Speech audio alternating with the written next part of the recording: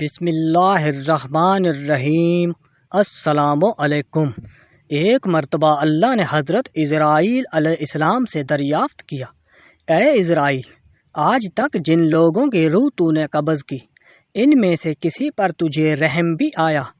اسرائیل علیہ السلام نے عرض کیا، اے اللہ، میں نے کروڑوں لوگوں کی جانیں قبض کی ہیں، مگر دو ایسی جانیں ہیں جنہیں قبض کرتے وقت مجھے بہت بڑا صدمہ اور رنج ہوا۔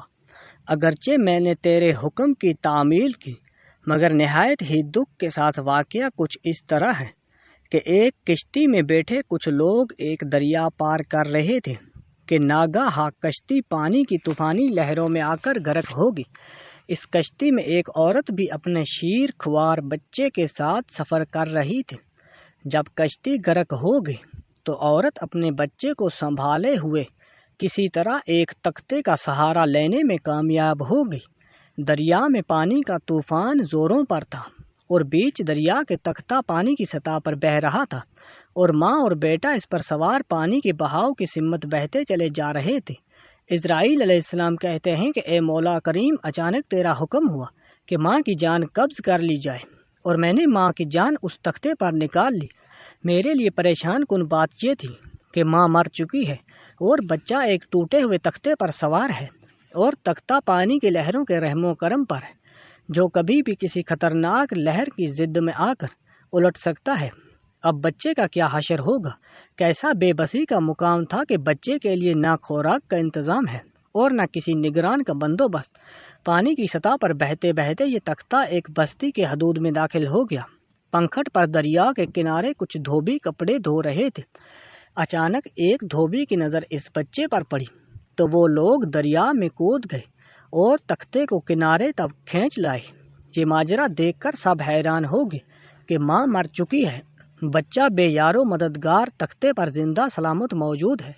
وہ لوگ بچے کو لے کر بستی میں آئے اور پھر اسے اپنے سردار کے پاس لے گئے۔ اتفاق سے سردار بے اولاد تھا۔ اتنا خوبصورت بچہ دیکھ کر سردار کا دل پسیج گیا اور اس نے بچے کو اپنا بنا کر اسے اپنی نگرانی میں لے لیا۔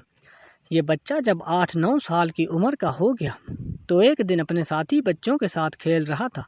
اتنے میں بادشاہ وقت کی سواری کی آمد کا شور اٹھا۔ بادشاہ کی شان و شوکت سے مرعوب ہو کر اور اس کے کارندوں کی ڈانٹ ڈپٹ سے بچنے کی خاطر سب لوگ ادھر ادھر بھاگ گئے، مگر یہ بچہ نڈر اور بے باک سڑک پر اکیلا کھڑا رہا۔ میں ایک سپاہی کو راستے میں سفر کے دوران کہیں سے سرمے کی ایک عجیب و غریب ڈبیا مل گئی۔ اتفاق سے اس سپاہی کی نظر کمزور تھی اور اس کو ایسے سرمے کی بہت ضرورت تھی جو آنکھوں میں ڈالنے سے بینائی کو بہتر کر دیتا ہے، لہٰذا اس نے وہ سرما بحفاظت اپنے پاس رکھ لیا، لیکن آنکھوں میں لگانے سے کہیں اس کی بچی کھچی بینائی بھی نہ جاتی رہے۔ اس نے یہ سرما پہلے کسی پر آزمانے کا فیصلہ کیا، چنانچہ جب یہ خیال اس سپاہی کے ذہن میں آیا تو قریب ہی وہ یتیم بچہ کھڑا تھا۔ سپاہی نے سرمے کی جانچ کرنے کے لیے جو ہی سلائی بچے کی آنکھوں میں پھیری تو اسے زمین کے تہہ میں موجود چیزیں بھی نظر آنے لگی۔ اس نے دیکھا کہ زمین کے اندر بہت سے خزانے پوشیدہ ہیں۔ بچہ مکار تھا۔ اس نے چیخنا چلانا شروع کر دیا کہ سرما لگانے کی وجہ سے میری آنکھوں میں شدید تکلیف ہوگی۔ بچے کی چیخو پکار سن کر سپاہی نے سرمے کی ڈبیا پھینکی اور چلتا بنا۔ شاہی قلعہ گزر جانے کے بعد بچہ سرما کی ڈبیا اٹھا کر گھر پہنچا اور خوشی خوشی سردار کو سارا واقعہ سنایا۔ سردار بڑا خوش ہوا۔ اس نے کہا کہ ہمارے پاس آدمیوں اور گدھوں کی کمی نہیں، تم سرما لگاؤ، ہم تمہارے ساتھ چلتے ہیں، جہاں کہیں خزانے پاؤ تو ہمیں بتا دینا، ہم نکال لیں گے۔ چنانچہ ایسا ہی ہوا۔ بچے کی نشاندہی پر وہ لوگ کھدائی کر کے خزانہ نکالنے لگے اور تھوڑے ہی عرصے میں صاحب ثروت بن گئے۔ بچہ جوان ہوا تو اس نے پرزے نکالنا شروع کر دی۔ ان کے پاس دولت کی فراوانی ہو چکی تھی۔ زمین کے تمام پوشیدہ خزانے اس کی نظروں میں تھے۔ اس نے آہستہ آہستہ بہت سے آدمی اپنے ساتھ ملا لیے اور اپنی طاقت میں روز بروز اضافہ کرنا شروع کر دیا۔ اس نے قرب و جوار کے تمام سرداروں کو زیر کیا اور خود سردار بن بیٹھا۔ دھیرے دھیرے وہ اس قدر مضبوط اور طاقتور ہو گیا کہ اس نے بادشاہ کے ساتھ بھی ٹکر لے لی اور اسے مغلوب کر کے خود بادشاہ بن گیا۔ اس بادشاہ کو شداد اور اس کی قوم کو قوم عاد کے نام سے یاد کیا جاتا ہے۔ قوم عاد موجودہ یمن اور عمان کے علاقے میں کوئی 8,500 سال قبل آباد تھی۔ اللہ تعالیٰ نے اس قوم کو مال و اولاد، سرسبز کھیتوں اور طرح طرح کی نعمتوں سے نواز رکھا تھا، لیکن اپنے بادشاہ کی طرح رعایا بھی اللہ تعالیٰ کی سرکش تھی۔ اس کی ہدایت کے لیے حضرت ہود علیہ السلام کو بھیجا گیا، مگر وہ لوگ بغاوت اور سرکشی میں اس قدر آگے نکل چکے تھے کہ انہوں نے راہ ہدایت پر چلنے سے انکار کر دیا۔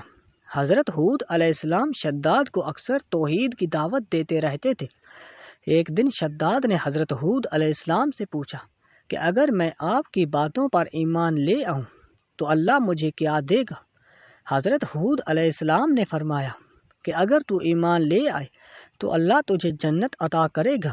شداد نے حضرت ہود علیہ السلام سے جنت کے اوصاف بیان کرنے کے لیے کہا۔ شداد جب جنت کا نقشہ اور اس کے نعمتوں کے احوال کے بارے میں سن چکا تو بدبخت کہنے لگا، یہ کون سی بڑی بات ہے، ایسی جنت میں بھی بنا سکتا ہوں، مجھے اللہ کی جنت کی ضرورت نہیں۔ بعد ازاں اس نے اپنی سلطنت کے نامی گرامی معمار اکٹھے کی اور ارم کے مقام پر جنت ارضی کی تعمیر شروع کر دی۔ سب سے پہلے اس نے ایک مضبوط فصیل کی تعمیر کا کام شروع کیا، پھر اس نے اس کے اندر شہد، دودھ اور پانی کی نہریں بھی رواں کر دی اور دنیا جہاں کے درخت، پودے اور پھل پھول لگا دی۔ کہا جاتا ہے کہ قوم عاد بلند ستونوں پر محلات بنانے کی ماہر تھی۔ شداد کی جنت میں یہ فن عروج پر تھا۔ ریت کے ٹیلوں کے درمیان بلند ستون کھڑے کیے گئے اور ان ستونوں پر سونے اور چاندی کی عمارتیں تعمیر کی گئی۔ شداد نے فیصلہ کیا کہ وہ اپنی اس جنت میں اس وقت قدم رکھے گا جب یہ مکمل طور پر تیار ہو جائے گی۔ پھر وہ وقت آ گیا جب معماروں نے اسے جنت کی تکمیل کی اطلاع دی تو اس نے ایک عالیشان لشکر تیار کیا اور پورے جاہو جلال اور کرو و فر کے ساتھ اپنی تیار کردہ جنت کے نظارے کے لیے نکل کھڑا ہوا۔ ادھر حضرت ہود علیہ السلام نے اللہ تعالیٰ سے دعا کی کہ شداد کو اپنی خود ساختہ جنت دیکھنا نصیب نہ ہو۔ اللہ تعالیٰ نے یہ دعا قبول کی اور شداد کو بھی یہ وعید سنائی۔ شداد نے 3 شرائط پوری کرنے کے لیے کہا کہ اگر میری جان تمہارے خدا کے حکم سے قبض ہونی ہے تو مجھے موت اس وقت آئے جب میں نہ اپنی جنت کے اندر ہوں اور نہ باہر، مجھے موت اس وقت آئے جب نہ میں زمین پر ہوں اور نہ آسمان پر، فرشتہ میری جان اس وقت قبض کرے جب نہ دن ہو اور نہ رات۔ شداد جب اپنی تیار کردہ جنت کے پاس پہنچا تو سورج آدھا اندر تھا اور آدھا باہر۔ ابھی اس کے گھوڑے کا اگلا پاؤں خود ساختہ جنت کے اندر تھے اور پچھلے پاؤں باہر کہ شداد نے اپنی جنت کو دیکھنے کی خوشی میں بے خود ہو کر گھوڑے پر سے چھلانگ لگا دی۔ اب یہ زمین پر تھا اور نہ آسمان پر کہ فرشتہ اجل آن حاضر ہوا۔ شداد کی 3 باتیں پورا ہوگی اور فرشتے نے اس کی جان قبض کر لی۔ حضرت اسرائیل علیہ السلام کو دونوں بار اگر کسی پر ترس آیا تو وہ شداد تھا۔ ایک بار جب وہ یتیم ہو کر دریا کی موجود کے رحم و کرم پر تھا اور دوسری بار جب اس نے اتنے جتن کر کے اپنے لیے جنت بنوائی مگر موت نے اس کو دیکھنے کی مہلت بھی نہیں دی۔ اللہ تعالیٰ نے فرمایا، یہ وہی بچہ ہے جس کی ماں تختے پر مر گئی تھی اور اس پر تجھے ترس آیا تھا۔ اس بچے نے بڑے ہو کر نافرمانی کی، خدا کے حکم کی بغاوت کی اور سرکشی اختیار کی، مگر ہم نے اسے خود ساختہ جنت میں قدم رکھنے کی مہلت بھی نہ دی اور اسے باہر ہی ہلاک کر دیا۔ اسی جنت کے بارے میں مشہور ہے کہ وہ دنیا میں موجود ہے مگر انسان کی نظروں سے اوجھل ہے۔